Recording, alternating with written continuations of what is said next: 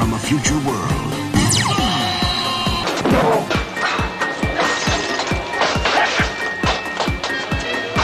Innocent children to a brave new world.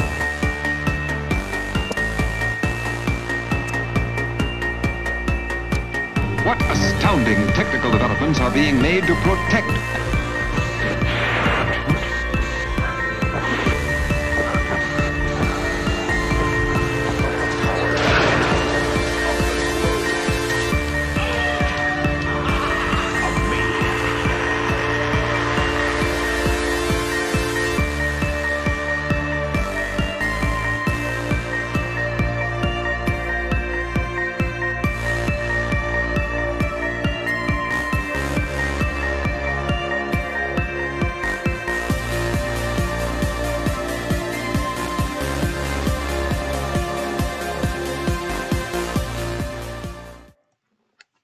Hello once again, everybody. Welcome to my channel. This is Dax. I am the author of Attack of the Killer Bees, and I'm really excited today because I get a chance to talk to a really interesting guy I've met, Toronto-based trade journalist. His work includes a couple of books, but his most recent project, Mine's Bigger Than Yours, the 100 Wackiest Action Movies. Really excited to have him, and he agreed to give us a chat today and talk about his project and what goes into it. And anyway, without further ado, here is Christopher Lombardo. And welcome, Christopher. So, great to be here. yeah. So through the magic of video, got you here in, I'm in North Carolina in the States, and you're in Canada, but you've traveled around the North, and we've talked a little bit about some of the cons and stuff you've done kind of in the New England states and kind of around the Midwest a little bit. Yeah, so tell us a little bit about your new project. Well, it's an homage and a celebration of just really wacky, crazy, well, as the title would suggest, really bonkers action films that runs the gamut from the 80s, which you could call the golden era. I liken it a little bit to the horror world in that respect, to today, and some of the more lower budget entries. But if there's, an exploding chopper or a dojo or an elaborate montage, I'm all over it. So that's the kind of stuff that really resonates with me in this space. You got to love the training montages. I joined a gym a couple of years ago, and I was really disappointed after listening to Eye of the Tiger that I didn't just become buff immediately and be able to do those things. Yeah, those are fantastic. What are some of the more common tropes that connect them all? You mentioned the montage, but I know there's some other features that you see just about in every project, right? I just love when the hero is grabbed from behind around the neck. I mean, it seems such a fruitless maneuver by the henchmen because you can always back them into a brick wall, and there's invariably a brick wall you can kick them into to break them loose from the grip and then turn around with a spin kick. So I don't know why they don't just hammer them over the noggin. Yeah, It would be so much easier, but that one just gets me every time. Not to mention the rather ponderous, I guess, sensei voiceovers, where you can flash back to something impactful that your teacher once told you when you were 8, and then you could call it to mind when you're being attacked. I love that conceit, and warehouse shootouts.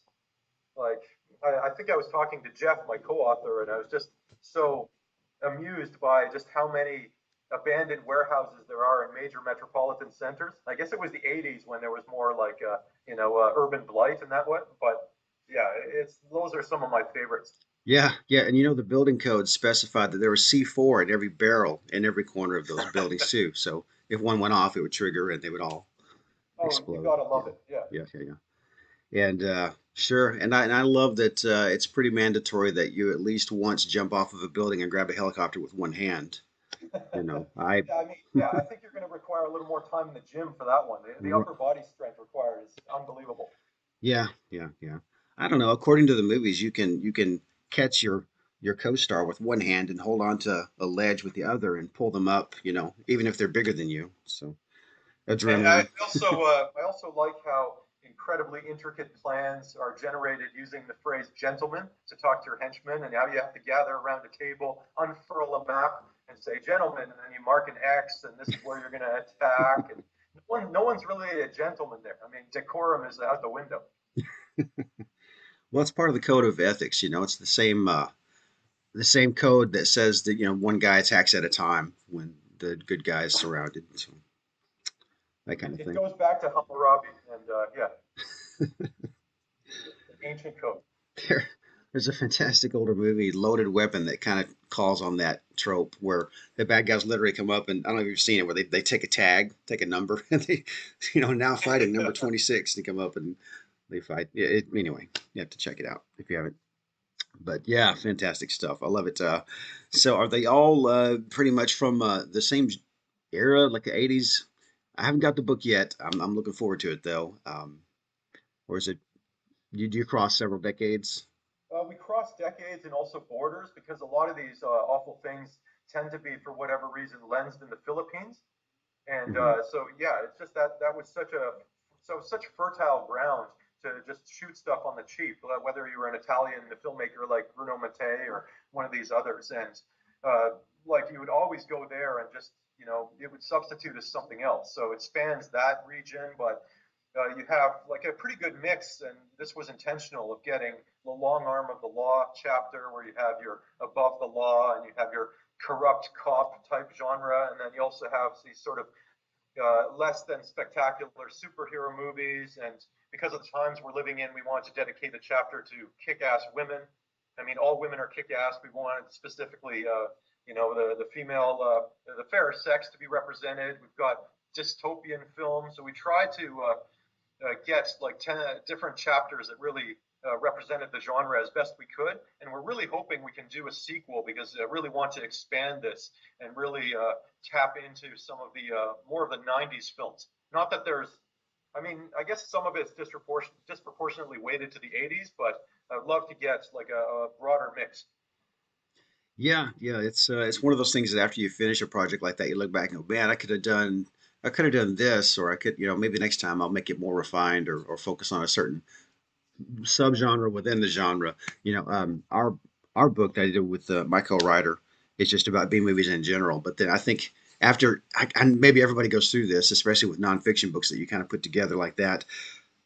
Why didn't I write about XYZ book and or movie, and why didn't I add such and such? And then I thought, well, maybe it'd be a great idea to do a canon films book. And then someone else that same year put out the greatest canon book ever. And and for those that don't know, canon films, Golan and Globus, of course. And you mentioned Philippines a little bit ago. That must have been like the cheapest place to shoot. Maybe they don't have a lot of regulation or something, because everything came out of there. You had all the ninja films, Enter the Ninja, and American Ninja, pretty much all those genre films. And whenever you saw, I think I have a clip of when you saw this opening logo, you knew you were in for a treat.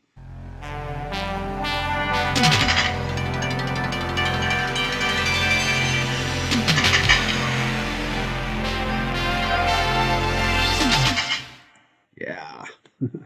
Oh, beautiful. Yeah. It's kind of a connective thread to more modern day Seagal efforts because he's been relegated to Eastern Europe purgatory for years, where it just goes straight to whatever service it is, no wide release, but he'll shoot stuff. I guess it's not really Eastern Europe, but Hungary and maybe Serbia and these kinds of places. So it's kind of a throwback to that era where you just go where it's cheapest.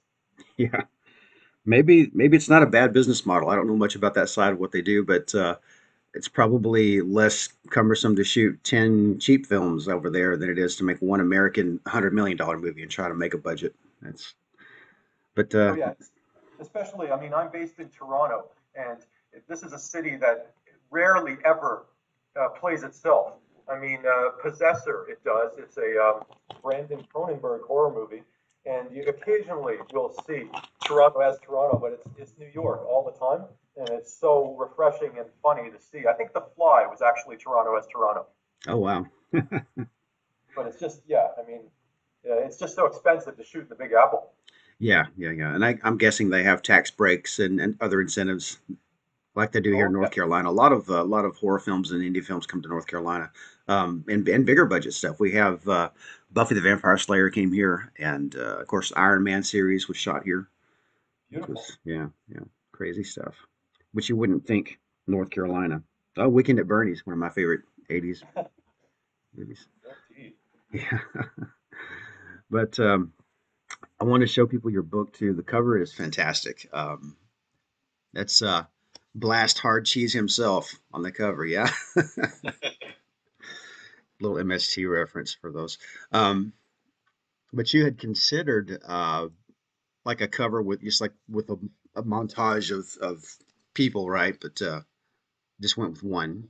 Yeah, I mean, speaking of the Canon book, I mean, we wanted a montage style with like Charles Bronson shooting one way and, maybe Michael Dudikoff kicking another way Oh and, yeah. Hmm. maybe a chopper flying upward. And this Canon book it was almost like, mediocre minds think alike.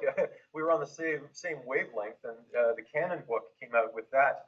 And we were bandying about just like a big, obviously double entendre image there, and we wanted a big gun. That's all we knew, and this is maybe the apotheosis of big gun movie posters right here. And you got to love it. I mean, Bruno Mattei features so prominently in this book, whether it's Shocking Dark or the Strike Commando here. I mean, Reb Brown is just such an iconic figure in this space that it was such a great tribute, and then we're really uh, thrilled with how it came out. Yeah, and he's pretty much the face of the kind of movies that I love. Yeah, I loved You're the Hunter from the Future, and I started to say Star Crash. That's not him. Space Mutiny. That's another one. Yeah. And he was the first Captain America, right? TV movie. He was, yeah. He's just got such um, how do I put this kindly? He's got sort of a dim-witted innocence to him. That's one I've never heard it put quite like that, but that's true. He kind of reminds me of the guy who played Flash Gordon in the big budget Dion De Laurentiis movie. I thought it was him for a while, then someone corrected me. So I mean, it's hard to really take a corncob like this seriously when he's behind enemy lines in the way that you would Stallone. right, yeah. But he's fantastic. Have you ever watched the You're the Hunter from the Future with the what they call the commentary track? He has a lot of great. He's a great storyteller. A lot of funny anecdotes. And you learn a lot about the movie and stuff. He's got a lot of great stories about how they made the movie behind the scenes in Yugoslavia. Just true guerrilla filmmaking. The stuff they did and survived. It's crazy. And his Joan Rivers Bob was quite the hairstyle as well. Right. Yeah, he can rock it. Nobody else could. So I wonder what he's up to these days if he does the cons and stuff. But Oh, I bet he does. yeah, probably so. But yeah, and so that's your most recent book. You've also got another one that focuses more on horror films. Is that right? Yeah, I mean that's Jeff and I's first real love. So I don't want to feel like I'm a dilettante by dabbling in action. I mean I've been watching action movies since I was 10, but I mean it's a horror that I really feel comfortable and much more knowledgeable in. But I'm pretty good with action too, of course. But yeah, Death by Umbrella, the hundred weirdest horror movie weapons, and we got Lloyd Kaufman from Troma to write the foreword for that one. And Jeff knows him through different horror conventions, and he's frequently up here in Toronto. And like Uncle Lloyd is such a cool dude, and like, yeah, it's such a thrill to have your genre heroes and to be working with them and writing forwards. Like for the action book, we had Brian Trenchard Smith, and we're a big fan of Strike of the Panther and Stunt Rock and Right. Ozploitation from the that movement down under. Oh yeah. And so when we connected with these guys, it's like a dream come true. It really is. And the great thing is you find that they're as big a fan of the genre as the people that are the fans that are supporting them. It's really great. I've never met Forrest Ackerman, for example, but gosh, he was like the first super fan, I think, that really brought that to the forefront and really gave more information on the background heroes, the filmmakers, the makeup artists, and stuff like that. And I love reading about how he was just such a big fanboy. He was probably the first fanboy, and Well, yeah, and that's one thing we wanted to really infuse the both projects with is like even if we are particularly hard with with slings and arrows critically. We want our love for these movies to really show through, and I think it really does. I mean, it's pretty easy to just criticize, but you really have to have a love for it too. So it's coming from a really good place. Oh yeah, yeah, yeah. It's like you say, you could face it with a mean spirit. I'm sure it'd be like fish in a barrel, especially if you're taking a low budge effort like I don't know, Manos or a Plan 9 film. But I think if you look at it objectively and look at the filmmakers behind it, it's really kind of a rocky story because a lot of them really went in without any tools and no resources, and they made a movie. Who can say that? And Oh yeah, most. when you have to bootstrap something. I mean, as an indie author now, like my background's in mainstream publishing, well, you have to do so much on your own Mhm. because you don't have the resources. So I can really appreciate someone's DIY, ethos and aesthetic. And I wanted to also say regarding Mine's Bigger Than Yours, it comes from a famous Seagal character. So the title and the cover is actually a fusion of two film favorites. So it's going to be Hard to Kill with Strike Commando, and sort of we wanted to get the double entendre in there because the project's genesis comes from Mr. Seagal, really, and so I wanted to fuse the two together, and I think we do that quite well. So it's Mason's Storm, and there's a scene in Hard to Kill where Seagal is about to lay waste to a couple of unibrows in a convenience store in a bodega, and one of them, I think it's a knife that he grabs, or he grabs like a shotgun or something, and they're in this Right. mano a mano standoff, and Seagal says, mine's bigger than yours, right? It's not fair, and he drops his weapon, and they both go, tete-a-tete with just fists, and of course. Storm lays waste to the poor bastard. It's just so much fun. Yeah, yeah. It's pretty fantastic. I think I have a clip of that just to give context if somebody doesn't know what we're talking about. Let's see. Here we go. I'm gonna cut your heart out. Yeah. Well, come and cut my heart out. Okay? Come and cut my heart out. Come on, punk! Oh, I know what you're thinking. Mine's bigger than yours, right? Love it. Come and cut my heart out. Yep, yep, yep. And I cut out the F bomb too because I'm trying to keep it a little bit PG if I can.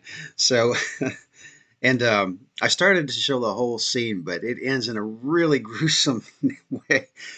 I guess when you're 6 foot something and as strong as Seagal, you can squeeze people into a pretzel, and that's really okay.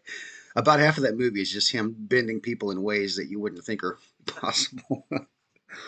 But yeah, I love that movie. That one, Marked for Death. He had just a really good run for a while, and He really did. yeah, I haven't seen his most recent stuff. I think the last really good one was, in my opinion, was probably either Marked for Death or Out for Justice. From there, it kind of went down a little bit more and more. I don't know if he just stopped listening to people and kind of took more control, or what happened. But anyway, I don't want to go down that rabbit trail, I suppose. But yeah, he's got some really good stuff out there, just like a lot of them do. There's good products, bad products, I'm sure. But what are some of your? Do you have any favorite of the actiony stuff that you write about? Are they all your favorite babies, or what stands Oh, out? well, there's a Lethal Weapon knockoff that came out in the late '80s called Shotgun, and it's just uproarious, and it mixes. It's like a melange of really heavy duty exploitation and Hmm. horror because it's got like women in the evening, and it's got a bondage thing happening, and but also these two cops, and it's just really very very bizarre, and there's like height continuity errors. So you have a stuntman who's maybe a foot shorter than the protagonist, and it's really, really funny and really good. And it has this ear-piercing guitar music that's really, I mean, I recommend anyone check it out. But Strike Commando, you gotta love as well because of just, I mean, the gall and the chutzpah to just rip off the Rambo movies like that with just no shame whatsoever, and to stick Red Brown behind enemy lines, and I just yeah, it's just so fantastic. And he gives this monologue about Disneyland that is just so surreal and so weird. He talks about getting ice cream there while he's cradling this young villager in his arms, this young boy who's about to expire. And he tells them about the wonders of Disneyland, and it's just, I don't know who greenlit that. I want to believe that he riffed the whole thing just like Rutger Hauer in Blade Runner. Like he's just that awesome. Or De Niro in Taxi Driver with, you looking at me? Yeah. He's talking to me. Yeah, that's his. You're talking to me. Yeah, he's fantastic. So yeah, that's pretty amazing. It does seem that whenever there's a good tentpole film that you can expect at least a dozen or so knockoffs from Turkey and the Philippines and Italy and so forth. I have this theory that you can have a Turkish and then fill in anything in the blank, and there'll be a version of it. You got the Turkish Spider-Man, Star Wars, and pretty much whatever made money they threw out there. I think that's Puma. I don't know where Puma Man was. That's probably pretty original. I guess there's not really an American Puma Man of any sort, but No, I definitely think it can lay claim to originality. I'll give it that. But that's an Italian production for sure. yeah, And there's an African American version of The Exorcist called Abby, which is quite fun as well. Like these efforts are just so spirited. And Turkish Star Wars, the most famous one, obviously. yeah. They had the gall to actually take footage from Star Wars and just flip it, right? They did, Yeah. and a little bit of Battlestar Galactica for good measure. So I just love that. It's so inspiring to see people just see their vision through. yeah, yeah, yeah. Well, that happens in a lot of places. Malaysia is famous for that. They have a Bruce Lee knockoff called Bruce Lee, and they pulled music right out of Bruce Lee movies and James Bond movies, and of course they dress him up as Bruce Lee, and he looks nothing like him and stuff. But there's a movie called Bruce the Superhero. If you've never seen it, I suggest checking it out. It was a good 99-cent VHS wonder in Walmart back in the day, and yeah, well worth it. I do worry about how people interface with these kind of movies because if you're just engaging through a thumbnail on a streaming service, it doesn't have that air of, Magellan-esque discovery that you get back in my era where we had this, we couldn't rent a lot of these movies because we weren't of age, but there'd be like a guy who ran the Korean convenience store. And you just go and they would let anything pass and we'd be able to get all our horrors and all our action through them. But right now, just everything's at your disposal. And I think you really, people, 25 and under really, I think, suffer from the fact that they don't have maybe a gatekeeper or someone who can curate these really terrible movies. Like, as an example, there's a film called Get Even. And the title is kind of wrong because he spelled it all in one word on the cover art. It's get even or get even one. And it is a vanity project funded by a lawyer in Los Angeles. And he put himself in the movie as an action hero. And he's a cop and infiltrating this drug dealer, network. And I had that recommended to me by a video store owner and who put it on display and said, this is must see cheesy movie making, and it is just a brilliant film. It's also called Road to Revenge, and we've been championing this all over the place, and they've even screened it in the UK. Friends of ours run a bad movie screening house, and so they'll show this, and they got the rights. They talked to him, they interviewed him, and like Miami Connection, it's gotten a second life many years after it first came. I guess that one straight to video. Yeah, yeah. That one probably saw its resurgence because of what riff tracks and that kind of thing. That's how I discovered it, to be completely honest. I didn't know about it before then, but it's legendary, and the dialogue and some of the fighting, fantastic. Oh, and the music is absolutely fantastic. I mean, Dragon Sound is a terrific band, and there's just how they're championing Taekwondo. Mm-hmm. So they want to spread Taekwondo awareness around the world. And what made me laugh in that movie is they have a tour itinerary that is only based around the ethnicity of the people in the band. So they were going to go from Italy to Israel and one other place, but it was an absurd tour itinerary. Like, it made no sense. It was it's so lovable, that movie. Yeah, yeah. But the great thing about it is everybody in it just takes it so straight-laced. They're not really self-aware, tongue-in-cheek. It's just they went into it with unholy relish, just dove in, and we're doing this thing.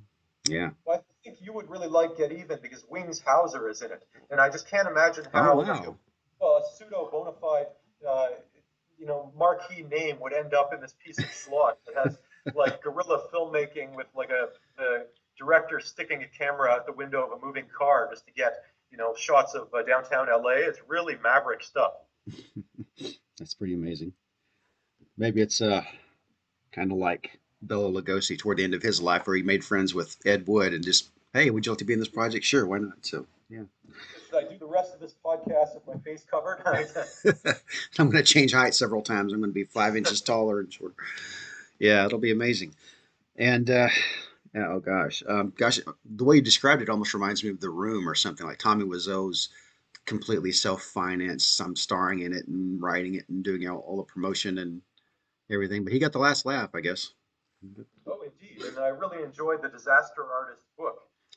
And if you are interested in that, and of course, I mean, the Franco brothers did the movie, but I really thought the book had really interesting insights, especially around how I think Tommy Wiseau bought a lot of the filmmaking equipment that typically is rented. So he blew so much of his budget, and he spent more than $1 million on this thing. So, and it looks just terrible. So it's just like he just, you know, forged his own path, and God love him for that. He did, and to his credit, he spent a ton of money doing stuff he didn't have to do. There's the bit in the movie. I didn't read the book, so I don't know how accurate a lot of it is, but I know there's a segment that takes place on a rooftop, and it was completely unnecessary to do the way they did it because they filmed like the stereoscopic, you know, background that when they pan around, you can see the cityscape and stuff. And if you're not paying attention, it looks real. But they could have just shot on a rooftop because they did everything else pretty much on location without permits, I'm sure. But Yeah.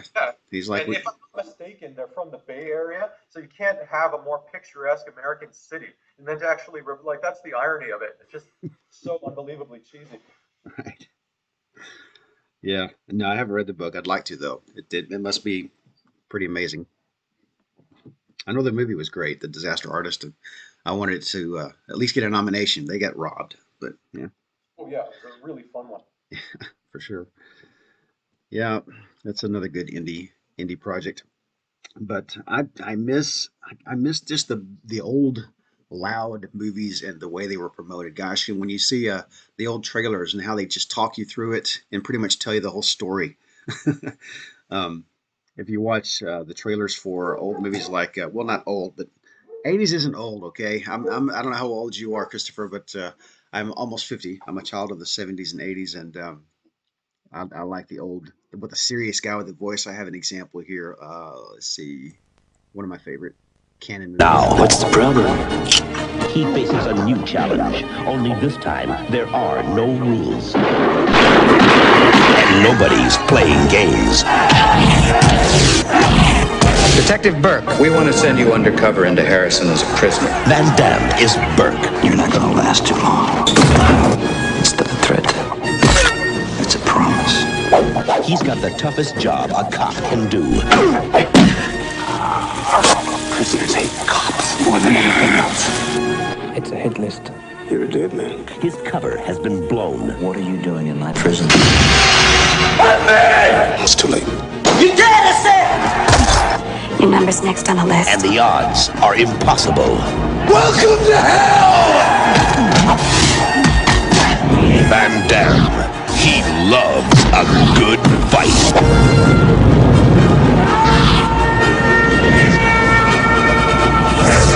Death Warrant. I was just thinking not nearly enough antagonists are tossed headfirst into a dryer anymore. That's right. You know, it's a shame. It's underwhelming, but you got to love when they tell you the whole story, including showing the protagonist kicking the guy into the fire in the end. You know. Oops, sorry about that. Should have said this on my phone. I Yeah. was thinking that reminded me also of another just fantastic cliche, and it's when there's the mano a mano, I guess, well, a coda at the end of these films where it's everything's going to come to a head. It's always someone whispering, you know, if things had been different, you and I could have been friends or a variant thereof.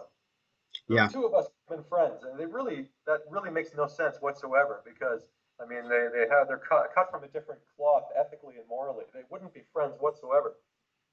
Right, right, right. I think maybe the one exception that I could even think of is maybe Heat. Was Yeah, it Heat that has De Niro and and Pacino. Al Yeah. Pacino? Yeah, because their characters are pretty similar, just made different choices along the way. But other than that, yeah, you're right. It does happen. And another favorite trope on the other side of the coin is the historical movies where there's some character that you don't know who they are until the end, and they're walking away, and what's your name again? Oh, Capote, Truman Capote, or something. They just walk off. It's just so cheesy. But walking off into the distance, of course, is fantastic too when there's a giant explosion because these things are deafening. And if nothing else, you'd be grabbing your ears. So if not hitting the deck, but everyone just walks away with a fervent stride in a trench coat apparently, and also with throwing a cigarette lighter behind you. Yeah, Just I love that. It's just it warms my heart to see JCVD as well. Like he is another one who embodies the kind of optimism in his face and a kind of good-natured naivete. And I just think he's so terrific. And Death Warrant might have almost made the cut for our book, but we do have him in No Retreat, No Surrender, where he plays a Russian villain and he doesn't say much. right. And he does the splits in a turnbuckle. So like as he's contractually obligated to do, he does the splits in every movie. But like JCVD is just so, and I think he's had some personal troubles lately with, I think, with substance abuse. But he's just such a cool dude, and you just gotta love his films. Yeah, he was really doing well, climbing up right about the time of Time Cop. But I think he got into some really bad stuff and it messed with his head a little bit. But I think he was eventually diagnosed with bipolar disorder or something and sought treatment. And I think he's doing a little better now. If you see him in interviews and stuff, he's a little more humble and just you know, I guess he's doing better. I haven't seen him anything very recently, but I'd love to see him make a comeback. I was really Well, excited. JCVD, that the eponymous film, was actually a comeback of sorts. I thought it was pretty meta, and it was actually pretty good. And again, I said in our book we try to include newer efforts. Like I'm thinking, there's a Mickey Rourke film called Skin Traffic, and it's really horrendous. And it has Daryl Hannah, I believe, of all people in it, but the ubiquitous Eric Roberts, who seems to be in every movie. I don't know how the guy, he must have cloned himself because he must have a credit list as long as like Vincent Price. It must be in the hundreds because he's in every movie, I'm pretty sure. He's trying to catch up to Nicolas Cage. Yes.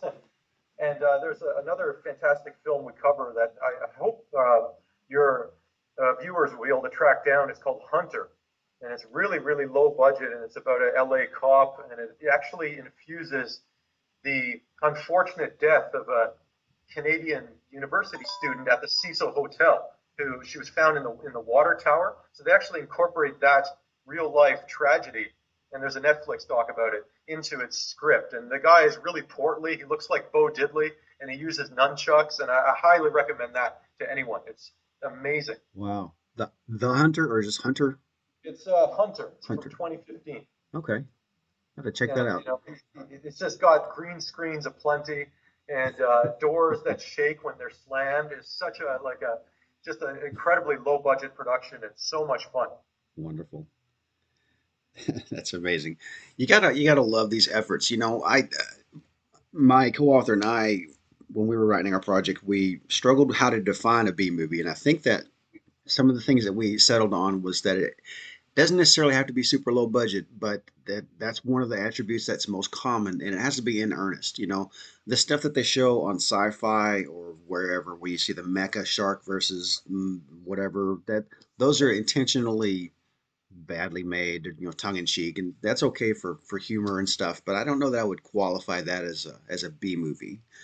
I'm more inclined to look at something that Ed Wood made because I really want to believe Ed Wood was like he was portrayed in that movie by Johnny Depp, where he was just so sincere and just really thought he was this auteur, uh, Hitchcockian director.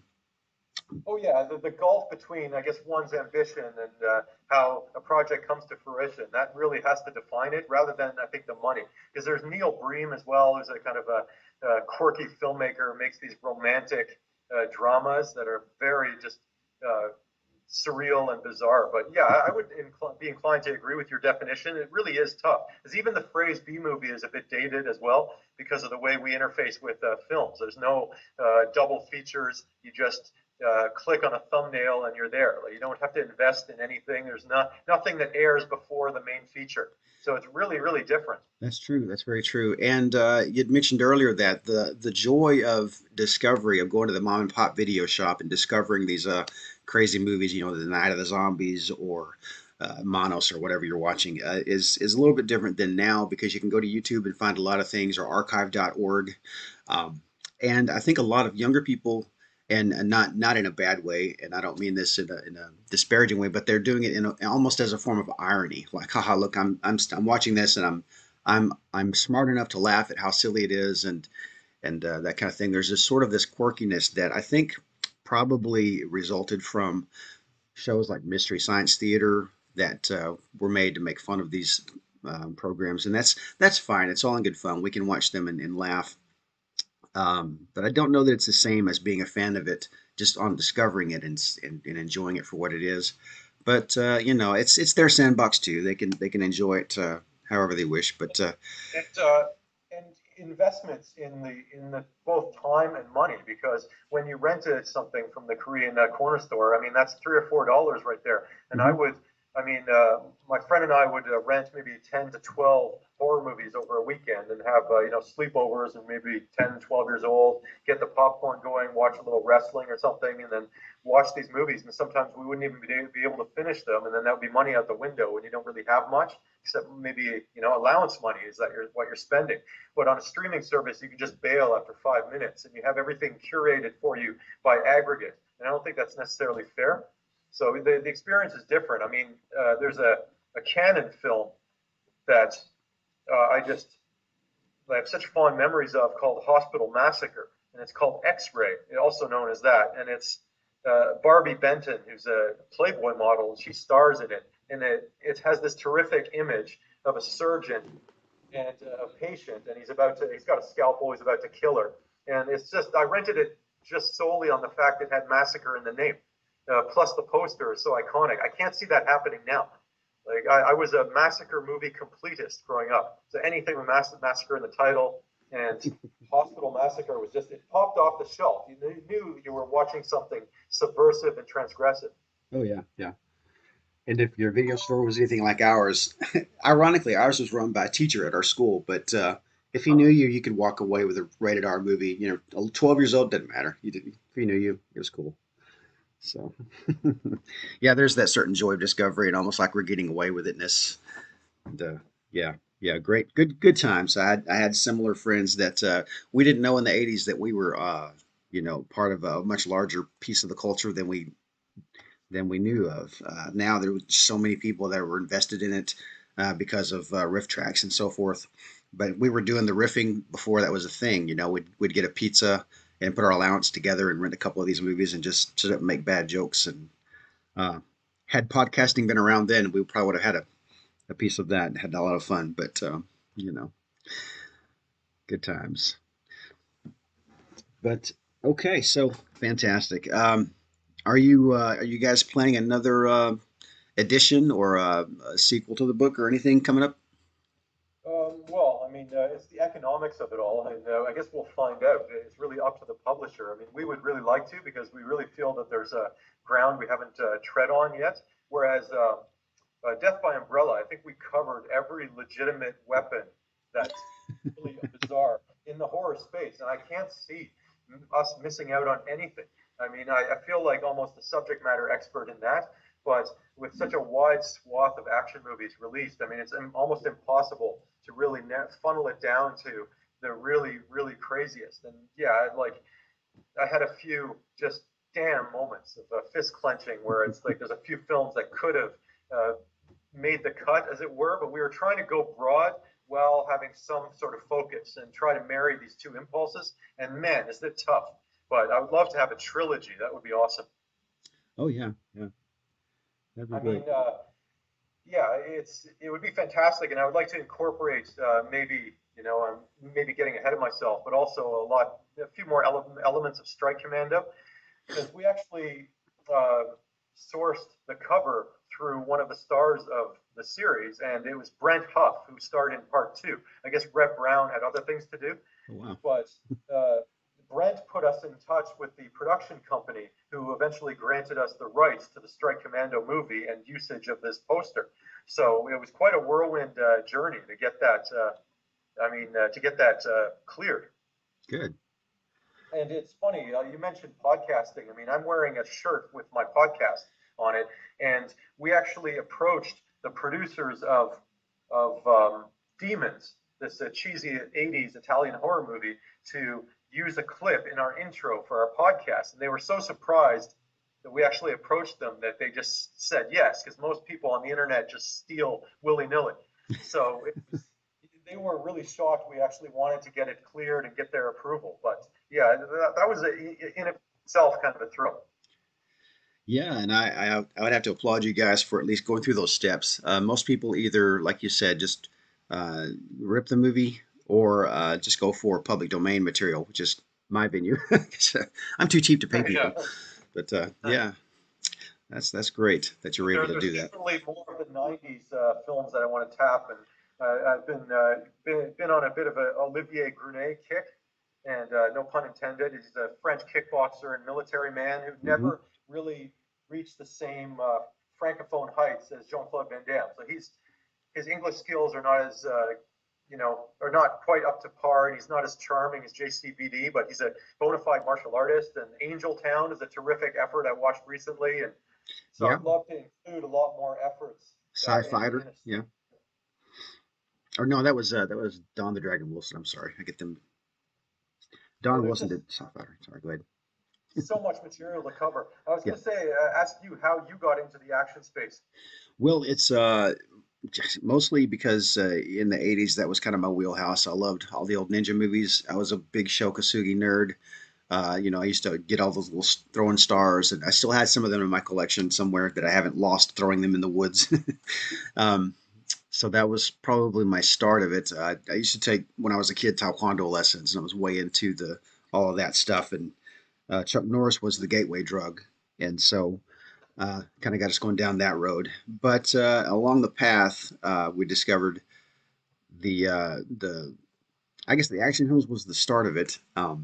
But that got me into all the different stuff that Canon Films had. I was into Life Force and all the sci-fi. Of course, I'm a big Star Wars nerd. I'm wearing, you probably can't see it here, but it's a Kylo Ren shirt. Sadly, most of my wardrobe is Star Wars related in some way. But my tastes are all over the place in terms of film. But yeah, so it's anything around the sci-fi, fantasy group, and I do like the over-the-top action as long as it's just like a big over-the-top explosive. I loved in the 80s films like the stuff you've been mentioning, and as well as some of the more bigger budget stuff, Commando and Rambo and so forth. You gotta love Arnold and the one-liners and all the crazy stuff he was doing. I'd be remiss if I didn't mention Out for Justice, because that is just one of my all-time favorites, and it's become since become a bit of a meme with the character of Richie, and anybody's seen Richie. So Richie is one of the Goomba sort of goons that Seagal's trying to track down, and he actually plays a character named Gino Felino. And there's a bar scene in that movie where he just lays waste to a bunch of bikers, and there have been obviously tough guys in a bar. What are you going to be doing? Playing billiards. And Seagal goes around and basically tough talks each one of them. And I've almost memorized some of the dialogue from that. It's just, I've seen it so many times. I just love it so much. The bartender is an ex-boxer, and Seagal says to him, "You the boxer?" And he says, "Yeah." And he says, "You a tough guy?" He says, "Tough enough." "What could you do?" He says, "To you?"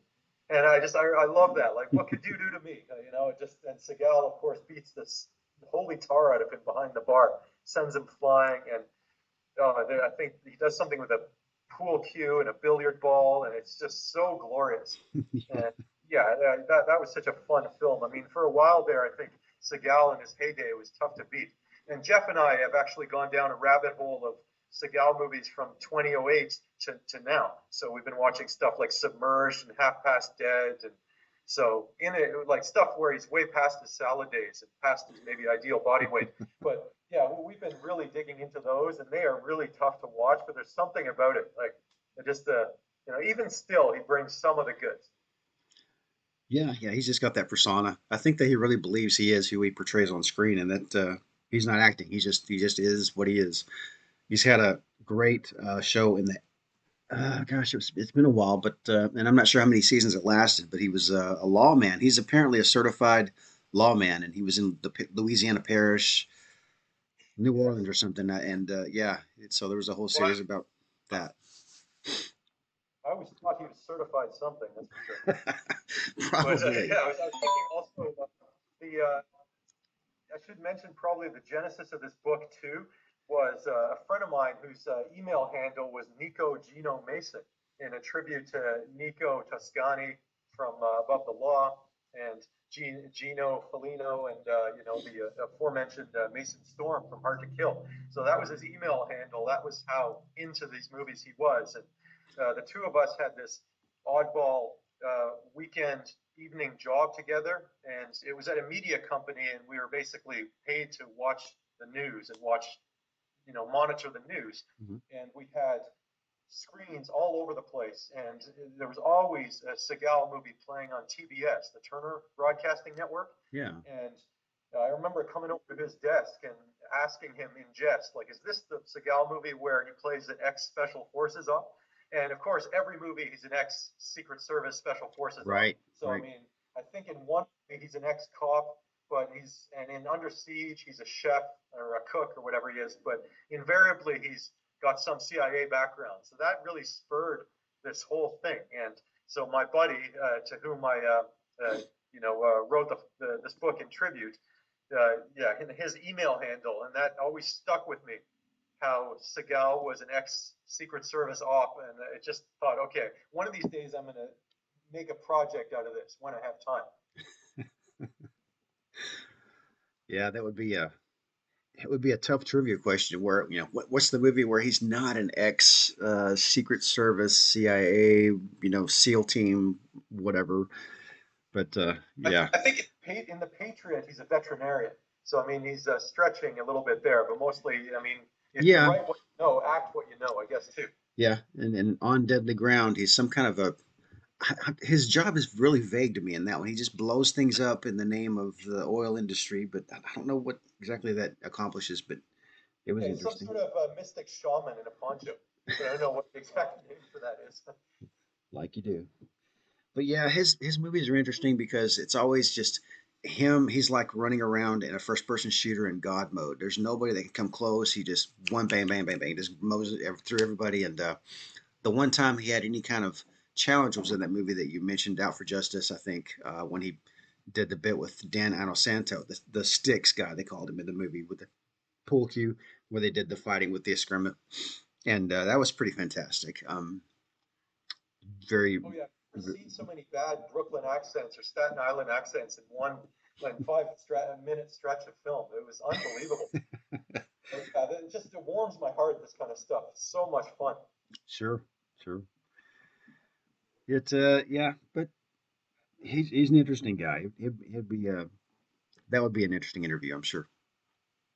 Maybe one of these days. And another cover idea we banded about was one of the later Death Wish movies. There's a scene where Charles Bronson has a machine gun, and he has some underling or some partner who's unfurling bandolier bullets beside him, and he's got a belt. He's unfurling it while the Kersey character is shooting a bunch of the goons. And I thought that was going to be the image we were going to use at first as well, but we couldn't clear it because we thought it's just so absurd, like just to be someone's awful second banana, and it's your sole duty to just unfurl bullets for the image. I think it was Death Wish 3, one of the later ones. It's just they decamped from New York City, and obviously so, to the point where I think London does not substitute very accurately for New York City whatsoever. Toronto can pull it off, but not London, that's for sure. No, there's too many recognizable structures and everywhere you look. So that must have been interesting. And by that point in the series, it had gone so absurd. I mean, there's no way a person can walk around and get away with just like unabashedly shooting people that he deserve, whether they deserve it or not, I don't know. It's just but I know it's about escapist fantasy and revenge and stuff. It's just a movie, but still. True enough. But there's a guy now in India, I think it is, that he looks more like Charles Bronson than Charles Bronson did. I mean, he's amazing. He's just like an Indian version of him, and I wish I could remember his name, but I posted a trailer to his movie on my B Movies page, and people were like, "So that's not Charles Bronson?" I'm like, "No, it really isn't." But yeah, so they're again capitalizing on something that was popular here. Yeah, I mean, who am I to doubt or question the redoubtability of Charles Bronson? I mean, I think he was in the war. I mean, he's ripped to shreds at the time, but as he became more and more antiquated and elderly looking as the movies went on, it just became that much more ridiculous that a guy who would not be that spry would be chasing baddies around in a dark alley, like pushing 70. It got a little inane. yeah, yeah, that's true. But he's got that I don't know, like Clint Eastwood. He's just a character actor, and he just has that gravitas that I guess some people possess, some do not. So pretty amazing stuff. So what? Shifting gears a little bit, what would you advise aspiring writers, people, fiction or nonfiction, anybody that's curious how to get started, what to do, how to finish a project? Oh wow. Well, regardless of whether you have a big publisher or small, you got to get yourself something that in book jargon is called a platform, and that means it's a means of promoting your work, and that really will drive any sort of interest. So, I mean, that is almost more important than the idea itself. You can have a terrible idea, but if you have 50,000 Twitter followers, then it doesn't necessarily matter, or a group of stakeholders who are really engaged. So that's really what drives the business forward. And you can, just like the movie business, you got to do so much of it on your own and really do a lot of the marketing and just the grunt work. Because with budgets as strained as they are in publishing, and fewer people reading, and more people turning to video games and other forms of entertainment, it's just a difficult proposition. But you certainly can't be in it for the money. If your novel does get adapted to make a movie out of it, I mean, good for you. That's the goal for fiction. For nonfiction, we write in a very niche place that's from the heart. It's not really particularly lucrative, as you know. I mean, this Right. is we're championing and celebrating very niche movies that many people haven't heard of. So yeah, it's just something we really do for the love of it, and it's if we can get a few bucks on the side, then bonus. Yeah, I would have to agree. You won't be able to finish it unless you just really, really love what you do. And it helps to have something to start with. I'm not as well versed in marketing. I'm trying to learn more about that aspect. So doing the social media and trying to build buzz and that kind of thing. So that kind of thing takes time, takes work, a little bit of money. But you're right. It's a lot of groundwork, more than a lot of people realize, and I think that's why a lot of them sort of fall off to the side. That and just simply the act of finishing something once they start. It's tough. I've developed apps as well. It's the same philosophy there. It's a lot of good ideas that get started, but it's easy to rabbit trail off and not finish. So I recommend people on that side to have a good design document in place, and I'm sure it's the same way in writing. Have a good idea, good outline, and you know I recommend. That actually reminds me of this terrific action film called Dangerous Men. And it was filmed, I think, over the course of 15 years by an enterprising Iranian immigrant to the US.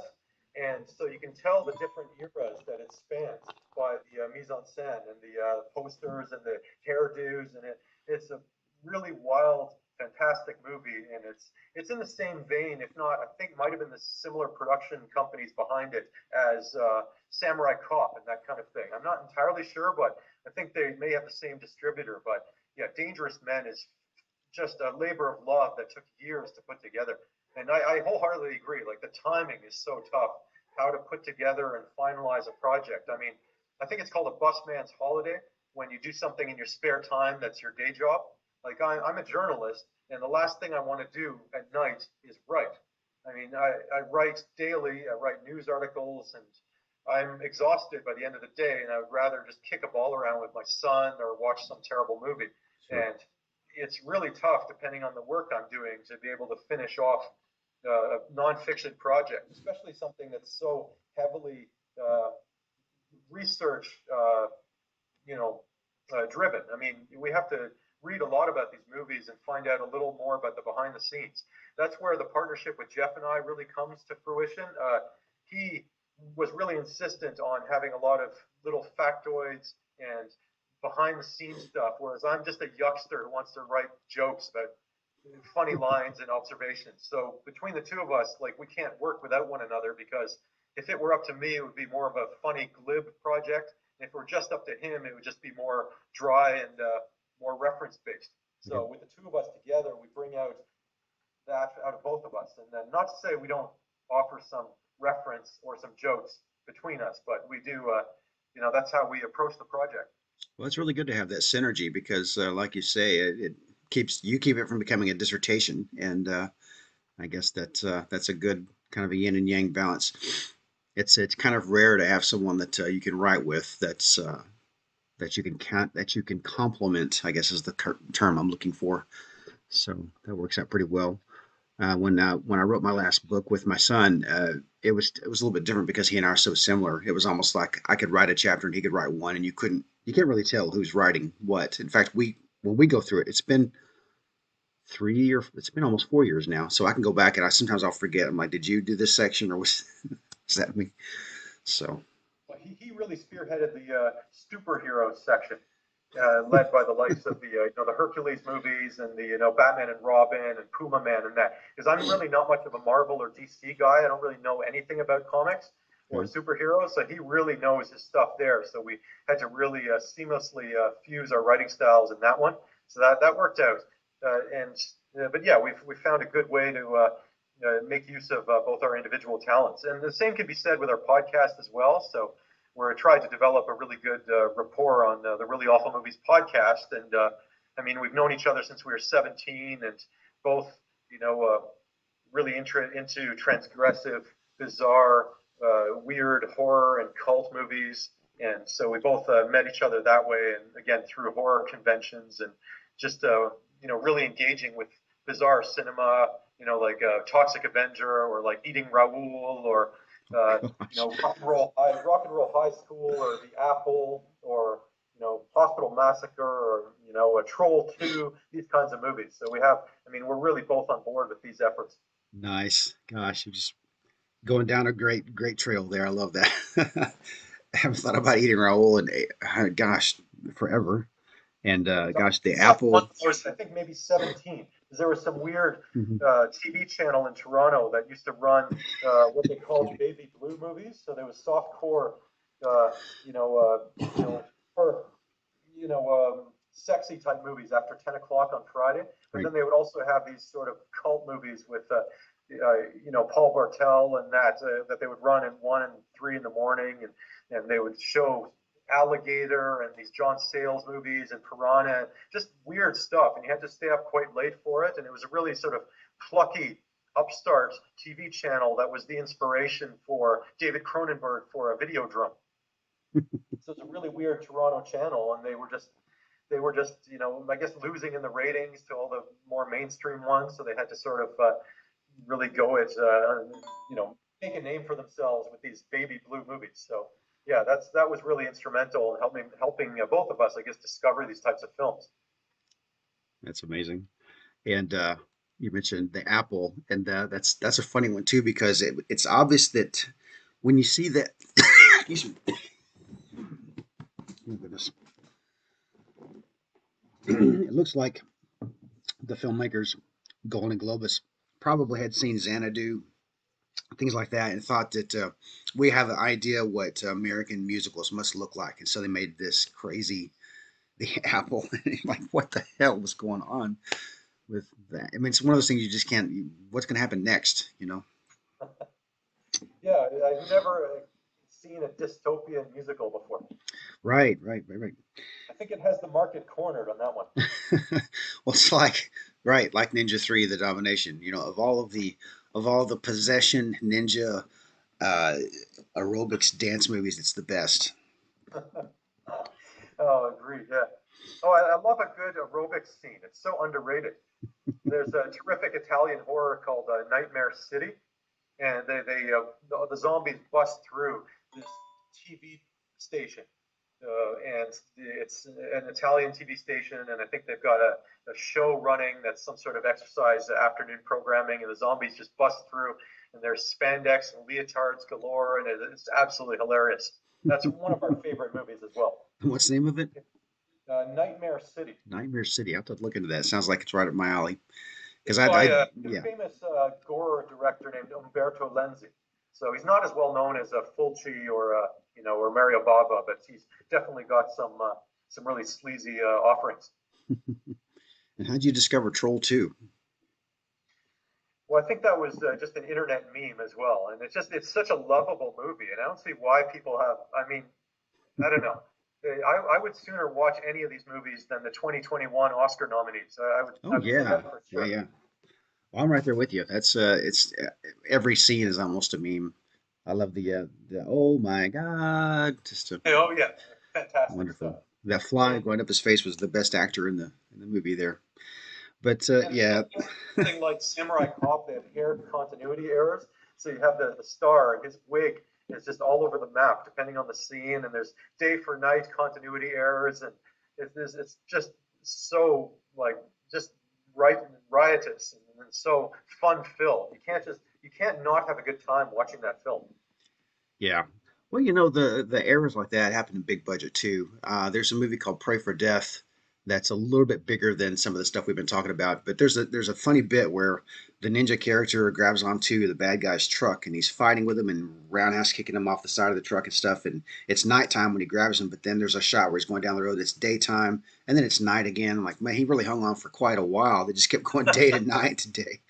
So Oh, I was just as equally enamored with Shokasugi and as ninjas as well. And for several Halloweens, I dressed up as a ninja. And my dad was a carpenter. He actually apprenticed in Italy of all things. And I got him to make me all sorts of accoutrements to costumes. And he actually made me some wooden nunchucks. oh wow. So and these were quite deadly as well.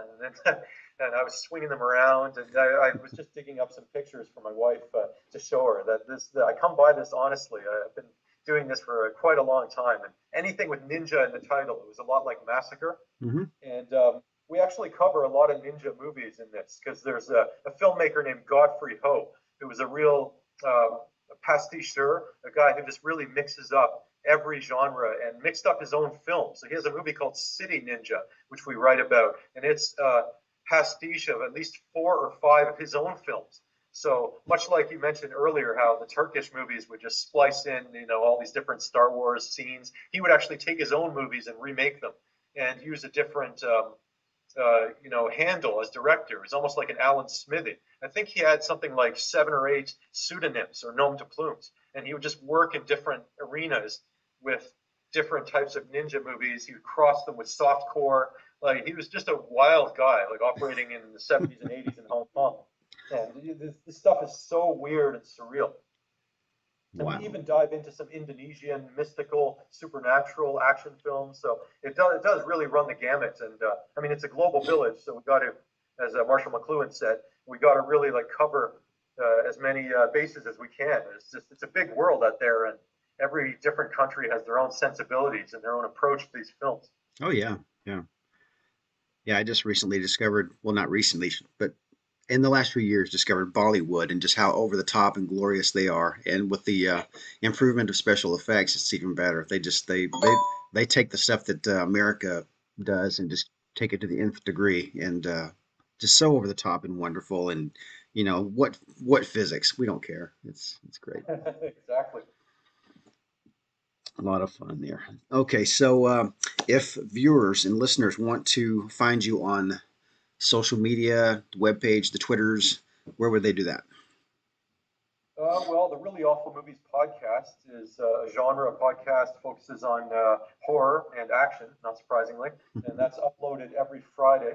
And on Twitter, we're at awful_movies, and we update reallyawfulmovies.com fairly frequently. And mine's bigger than yours. The 100 Wackiest Action Movies is available in stores at various outlets, whether it's your Barnes & Noble or Waterstones in the UK, Chapters Indigo in Canada, but probably most easily through Amazon.com. Wonderful. Okay. Is there a website where they can get a signed copy or anything like that, or is it just coming off the press through the publisher and through Amazon? And That's probably the best bet. Just okay. with COVID and everything, the logistics are tough. Although we have personalized a few to some really, close and I guess loyal podcast listeners, and it's been quite amazing to have outreach all over the globe, and we, for some reason, have a lot of uptick and interest in Ireland and the UK, but also the US, and not so much at home in Canada. So it's been really amazing, not only to connect with people like yourself in the Carolinas, but people all over the place. It's been amazing, and it really speaks to just how many people are into these types of films and how many people keep them close and near and dear to their hearts. That's true, and it can be surprising where they become popular. You know, I watch analytics on our book, not to keep promoting my own product, but yeah, gosh, I probably do more business in the UK and Germany than I ever do in the US, and I don't know why, because they're mostly American products that we write about, but well, not all of them. But yeah, I think there's a greater appreciation in Europe for some reason, but you know, it is what it is, and we're happy to disappoint readers all over the world. Great. I But really appreciate your time and being able to chat like this in this forum. It's really cool and really great to connect. yeah, I've enjoyed it too, and this is something we try to do to give other people a platform to, you know, talk about their products. We love independent writers and filmmakers and other creative types, and I hope we can connect again. You know, we'll be doing some more horror movie material in the near future, and now that I know the expert on horror movie weaponry, I know where to go to. I'm like, who's the guy that killed someone with a sleeping bag, and I know who to call to find out. But It's happened a couple times, that's for sure, and definitely one of the later Friday the 13th. yeah. I know of at least one, but that's all I know. But yeah, great. So, well, I do appreciate your time. I'm going to let you get back to your weekend, and I've had you pinned down for about an hour now. I guess that's enough of monopolizing your afternoon on a good Saturday when you've got decent weather for once out there in Toronto. Yeah, So, beautiful. all right. Well, thanks, Christopher. It's been amazing, and I'm looking forward to your book. I hope that we see more content from you. We'll watch that next podcast. You said every Friday, right? Yes, it is. Fantastic. Okay. Well, you take care. You guys be safe, stay healthy, and hope to talk to you again soon. Now, likewise, Dax, have a good one. Yes, sir. You too.